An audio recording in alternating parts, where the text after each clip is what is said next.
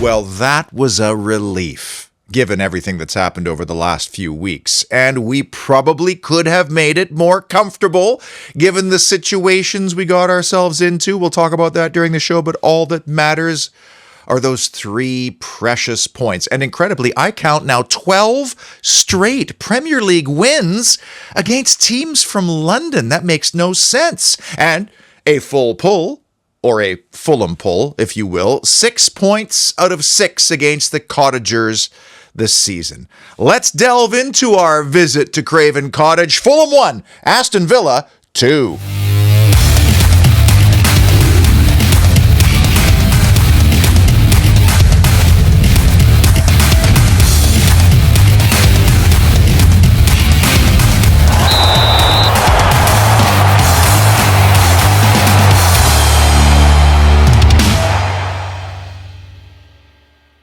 Before we get into the game, there was a lot of noise from off the field this past week at Villa, which made me very, very uncomfortable. And I enjoy doing this, and I hope that you enjoy me doing this. So it absolutely behooves me to ruffle the feathers of the club, people who work for the club, and especially the supporters. I'm the kind of guy that needs a lot of information and due diligence before I comment on serious things. But one thing that did strike me as interesting was the timing of this letter, which comes on the back of a dip in form, 3 losses out of 4 games. Was that a coincidence, or was that strategic? Can I just start by acknowledging Unai Emery on the occasion of his 50th Premier League game in charge of Aston Villa, and during those 50 games, his teams have earned 30 wins. That's 30 out of 50 possible games. That means he's accrued 90 points out of a possible 150, which averages to 1.67 points for every game that he's led us in the Premier League. That's a 600 winning percentage, almost twice as much as Steven Gerrard managed, and incredibly, with pretty much the exact same squad of players. And have you once heard Unai Emery bemoan the injury situation at his club? Because he certainly could, like others do, like all those Manchester United apologists showing their list of injuries. He hasn't said it once. In fact, the only thing he said about Boubacar Kamara is it is the absolute worst for the player to have this happen. This is it. And by the way, I like looking for silver linings, and there is one for Boubacar Kamara, despite the fact that he was probably in the frame for France this summer. But you know, he and his Belgian beauty pageant winner, Coralie, just welcomed a little baby girl named Slaley to the fold, along with his 2 sons. And so he will get time to spend these precious moments with his family. I know it's a little thing, but you know what? Your babies only remain babies for such a short time. Craven Cottage has always struck me as this wonderfully historic venue in a cool location with a neat story, like having the cottage straight there, now with the new stand. But what's the deal? What's taking so long to finish up that stand? I mean, those seats in the middle were not occupied, which certainly didn't hurt us. But even if they were occupied, our traveling support made more noise constantly throughout the game than I can ever remember. Like, were the effects mics kind of loaded up on their side or something? It was relentless and very noticeable throughout the game. You don't often see Unai Emery going over and acknowledging the fans. He kind of has no choice because he's got to walk right past going out. But it was an impressive display by our traveling support. And among those traveling to the capital on the banks of the Thames, representing the Holy Trinity show for the first time, making his debut as a correspondent, Lewis Barker. Being 7,400 kilometers away like me, I love to see the buildup and the march to the match type stuff. You probably take this stuff for granted because you're able to go all the time, but it is so special for me and wonderful to be able to share with those who also don't get to visit all these cool historic venues that are iconic, nestled into awesome locations. So the phone was rolling at the cottage as we review the 3 key issues or moments that defined Fulham 1, Villa 2. The key numbers were really even. Again, here's where you may question the validity of stats, but I've committed to sharing the numbers week in and week out. And for the first time I can remember in the Unai era, We were actually caught offside way more than our opponent. Or were we? One of those was very contentious, of course. We'll get to that later. I can understand the even nature of some numbers, but we absolutely got into better situations than the home side repeatedly, and that wasn't close. How great was it to see Pau Torres back in the squad? And I talk an awful lot on the show about how hard it is to step straight back onto that Premier League treadmill that's going at 100 miles an hour when you haven't been on it for a long time. And by watching that game, you would have never known that Pau Torres was off it for a very long time. Oh, his ability to evade or play through the press. I call this the Torres turn, which is kind of like an evolution on the Cruyff turn. But he plays 7 balls into the attacking third. He wins 3 out of 3 of his ground duels. And he completed more passes in that game than any other player. Pau Torres' return could have been a top 3 issue from this game, but the most important thing he brings is just calm and poise and leadership to our back line. In a similar vein, Clement Lenglet was very solid in this match, keeping in mind that he and Torres had never played together. Well, they're both left-footed center backs. You can't play 2 left-footed center backs together in the same team. Anyway, 96% pass completion percentage. That's 48 out of 50 passes. 8 clearances, 2 recoveries, and the only blemish really was the goal, but I do think Emi Martinez probably had a hand to play in that because he probably gave a shout to leave it. Lenglet clearly does leave it, and although this is a very clever piece of poaching, it has to be said, generally, until you grow eyes in the back of your head, you need to deal with it and clear it away. And here is where maybe having a right-footed center back in that situation would have been easier because you would have just poked the ball away on your front foot. If you're going to clear it away on your back foot, you do risk smashing the ball and the goalkeeper's hand in the process. But I was impressed with Lenglet on Saturday, and we need him to be steady for a while. Annoying issue, but thankfully not a decisive one. Villa got VAR'd a couple of times, and like our own inability to not convert chances when they came, there were a couple of VAR decisions that left many of us scratching our heads that could have actually made the game a whole lot more comfortable. And as I've said before, it's not VAR, the technology, that's the problem. It's the people administering it, going through the protocols, and implementing the interpretations that are the problem. And we had, in the case of Alex Moreno's chalked off goal at the end of the first half, some really bad optics and a lot of questions to ask. The precise wording of IFAB Law 11 offside, any part of a player's body, head, or feet, arms don't count, closer to the opponent's goal than the second last defender are deemed in an offside position. So the first thing that John Brooks, the video assistant referee, has to do with his team is determine which players are involved in the action. And in my opinion, there's 2, Alex Moreno and Tim Ream. Now, if Leon Bailey is somehow interfering with Ream's ability to vacate his defensive third, that's a separate issue, which does need to be factored, and we have no way of knowing. But the weird thing is where the line is drawn, which is the next thing the VAR people have to do, determine what parts of the body the lines are drawn to. And in this case, it looks like the line is drawn to Leon Bailey's boot. You cannot tell me that Alex Moreno's bum is closer to the opponent's goal than Tim Ream's trailing leg. Remember when it used to be you measure a part of the body that actually has a role in the goal, which in this case was Alex Moreno's head? Whatever happened to that, by the way? I'll talk about that in just a moment. But we got to bin this whole thing. This has killed the game. We need to adopt the new law that everybody's talking about because it will eliminate 99% of these kinds of checks. We'll stop wasting time with delays and we'll be able to celebrate unabashedly again. If they're going to carry on with this, the only way it will work is if we get to hear the discussions among the officials in real time. Oh, but they would never do that. would they?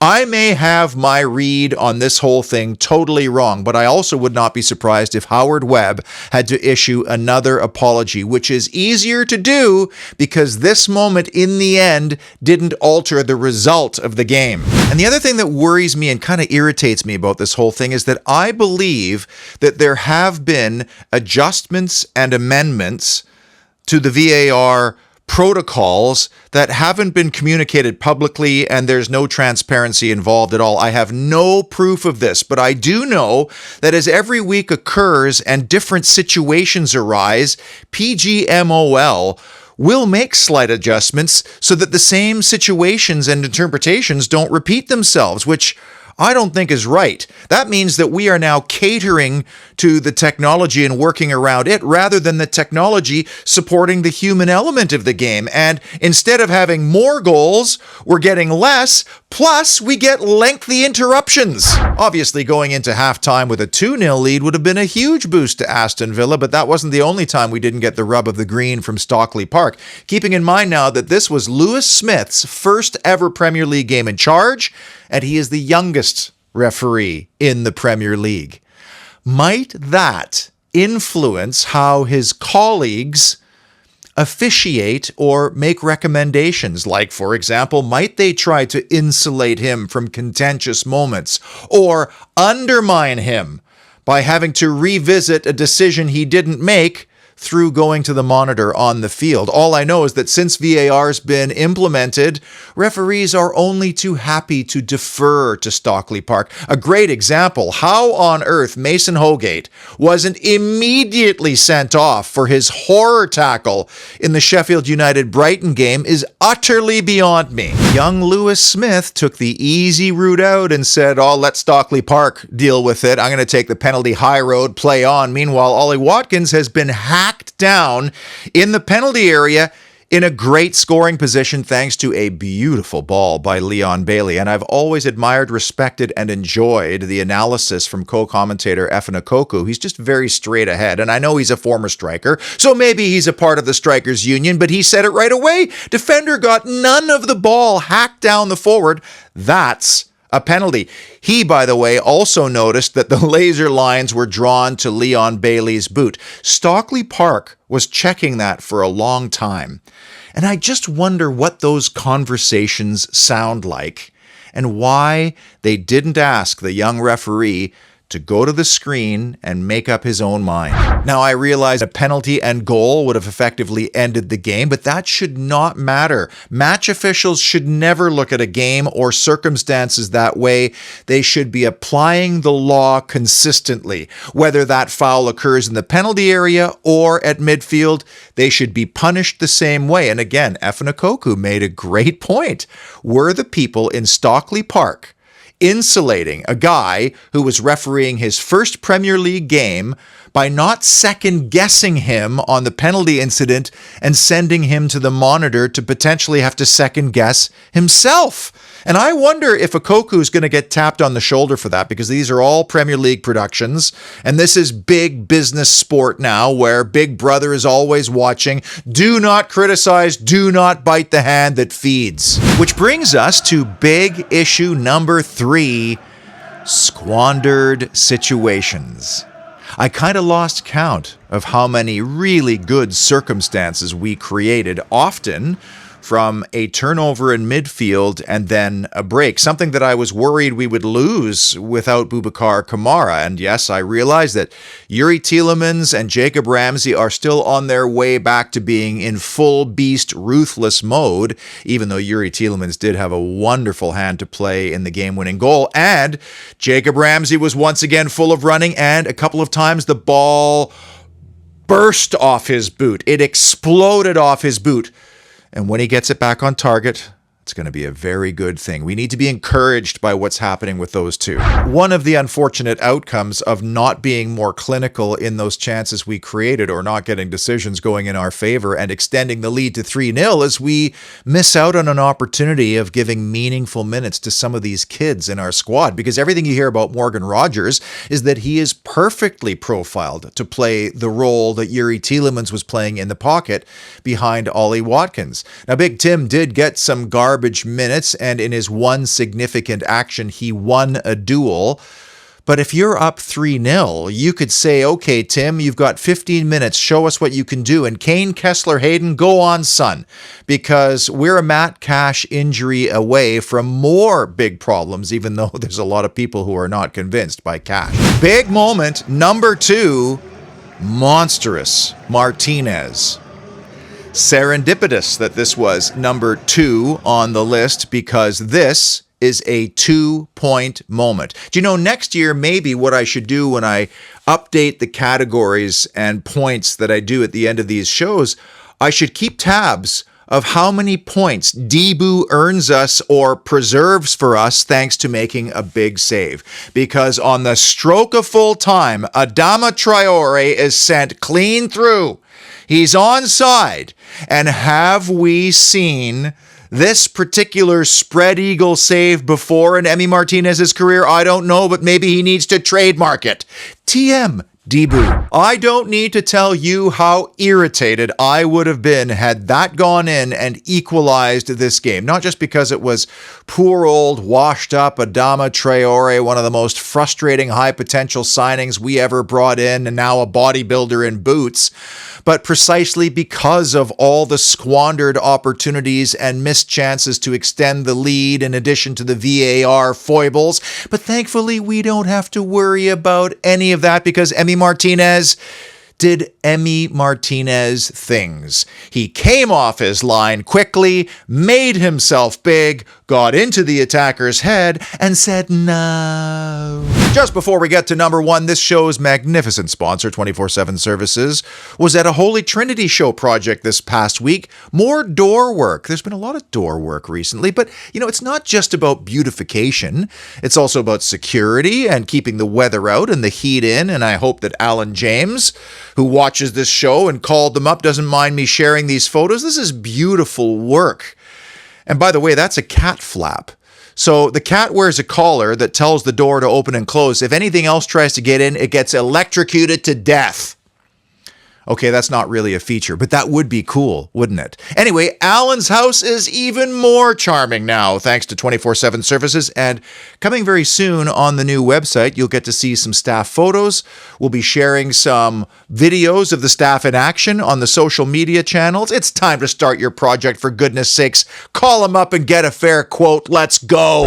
And the number 1 big issue that defined Fulham 1, Villa 2, wicked Watkins.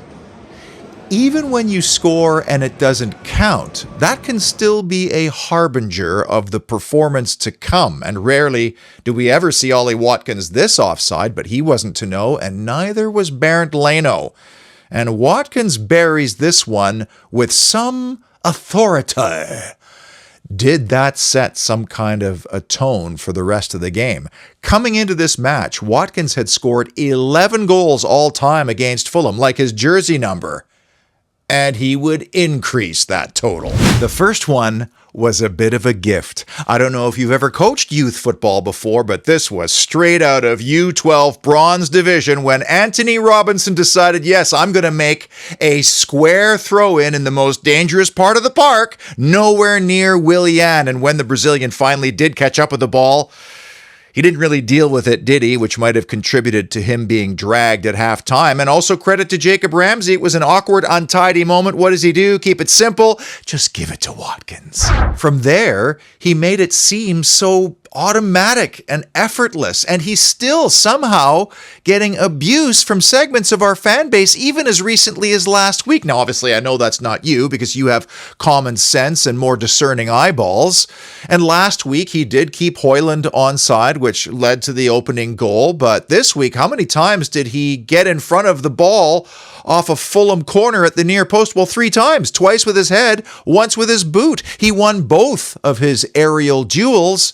And then when he gets into this situation, he pockets it so casually, so clinically. And he wasn't done there. In retrospect, this might have actually been one of my favorite team move goals of the season, which starts with Pau Torres who meanders forward in that languid way of his, getting by players and then just making the right passing option. It's hard to tell what he's going to do. John McGinn also had a very good game. Yes, dispossessed a couple times early in the first half, but on a yellow card, he had to be on his best behavior. And okay, maybe Fulham doesn't have the greatest spine in the Premier League, but our level of composure and poise on the ball in those high traffic areas in the middle of the field and our ability to pick out passes is oh so satisfying. And in this case, he just has that beat, has a look, and then breaks the lines with the perfect pass to Youri Tielemans. Then there's the Watkins movement. He shows, then peels away. I love the technique that Youri Tielemans uses on this pass. I call this punching it. It's almost like a golfer's putting motion where there's a little bit of backlift but no follow through. It's right on a plate. And when Watkins gets into these positions, 17 and a half yards from goal in that location, he's almost automatic. But even I was surprised at the emphatic nature of this strike. I mean, he makes Bernd Leno look like a hologram here. Leno's just guessing, and this shot isn't even right into the corner. That's how much power he puts on it. This is full pile driver mode, and this is what earns us a precious 3 points. When you look at Ollie Watkins' body of work as a whole in this game, do you know he had 3 attempts on target and scored on all 3. The first one was chalked off for offside, but he also created a big chance. He had major physical duels with both of Fulham's center backs, occupying them in the process, and when the chances came, he buried them, which is all you can ask for. 13 goals and 10 assists on the season. Unai Emery and the specialist finishing coach have rejuvenated this chap's career, and awkwardly, it is absolutely imperative that we do add to the squad to challenge Watkins and keep him firing, but also to relieve Watkins at times. And that is a tall and expensive order, and I'm just not sure or convinced if that is going to be John Duran short, medium, or long term. Right, let's tabulate and update the categories I've been following, and I'm really wondering if I should be swapping Leon Bailey for Moussa Diaby in the combined goals with Ollie Watkins. But you know what? Diaby is our record signing, and given the way he started the season, you'd hope he gets firing again before the season is over. Scoring first is our charm. We feasted against mid-table teams, and especially and oddly, we feasted on London teams. Let's hope that continues at the Kenny in a couple of weeks and when Spurs come to Villa Park. Next up, a Nottingham Forest side that beat the hapless Hammers 2-0 at the City Ground on Saturday. They're still trying to squirm their way out of the Premier League's red zone, and with Nuno in charge, I don't know if we're going to see the same kind of game that we saw earlier this year at their ground, or even in the same fixture this time almost last year, the first in my watching Villa live career when we won 2-0 in a tight contest. But because of their predicament and where they are, I also wouldn't be surprised if we did see a mid to low block from Forest, so that's one thing to watch. That was their first win in 5 attempts in the Premier League, and you really wonder what's going to happen with the profit and sustainability charges they've faced and whether there'll be points deductions. So they really are up against it. And they'll have a game against Manchester United at home the following Wednesday in the FA Cup, a match that I'm sure that they think they have a chance of winning, but Premier League survival is the first priority, so I expect a big challenge. But I'm confident, kind of like I was in this fixture last year. Back to 4th we go. Some favorable results in and around us. Not Manchester United, of course. Oh, United is going to benefit from every favorable decision possible to ensure that the television audience darlings are fighting for a Champions League spot between now and May, because God forbid Manchester United is not somehow in the top 5, and we do have to pay attention to the point spread between ourselves and the Red Devils, because that's going to be critical. The Premier League may get that 5th Champions League spot this season, but still, with our threadbare squad, that's going to be a tall order. Mind you, you know what? I said the exact same thing this time last year, and there we were mowing down opponents one after the other. I'm sure there was a savory pie and pint consumed after yet another very satisfying away win. Until the Forest game, be well, and as always, up the mighty Villa.